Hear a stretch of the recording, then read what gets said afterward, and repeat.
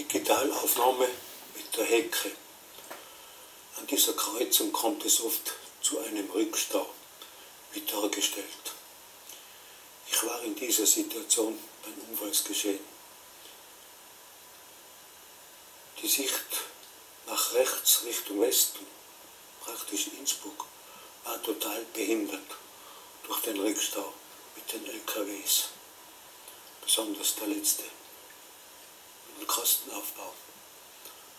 Um nicht abzuwarten, bis sich der Stau aufgelöst hat, bin ich bis zur Straßenmitte vorsichtig vorgefahren. Von links aus Richtung Ottens war der Verkehr frei. Im beklagten Fahrzeug war weit und breit nichts zu sehen. An der Fahrbahnmitte musste ich anhalten mit gebremstem Fahrzeug, bis die Fahrspur Richtung Ottens aus Innsbruck kommend frei war.